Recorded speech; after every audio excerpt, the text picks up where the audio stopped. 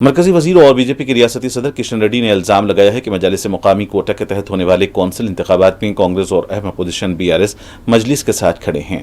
Media से बात करते हुए किशन रेड्डी ने कहा कि दोनों पार्टियां मजलिस को फायदा पहुंचाने की कोशिश कर रही हैं। मरकजी वजीर ने कहा कि बीआरएस पार्टी अपने कॉरपोरेटर को वोट का हक इस्तेमाल करने से रोक रही है। किशन रेड्डी ने बीजेपी की पुरानी राग को लापते हुए कहा कि मजलिस रजाकारों की पार्टी है और दोनों पार्टियां उसकी हिमायत कर रही हैं। राहुल गांधी को भी इस बारे में जवाब देना चाहिए। कौंसिल इंतखाबात को किशन रेड्डी ने न सिर्फ रजाकारों से जोड़ा बल्कि ये कहा कि साबिक वजीर आला चिन्ना रेड्डी को हटाने में भी मजलिस ने अहम रोल अदा किया था। बीआरएस पार्टी अपने कॉरपोरेटर्स को वोट डालने के हक से रोककर अवाम की तौहीन कर रही है। వాళ్ళ మద్దతుతో మీరు మీ మద్దతుతో వారు ఎన్నికల్లో గెలుస్తూ ఈ రోజు మేము సెక్యులర్ అని రాహుల్ గాంధీ ఏ ముఖం పెట్టుకొని దేశంలో ప్రచారం చేస్తుండో చెప్పాల్సిన అవసరం.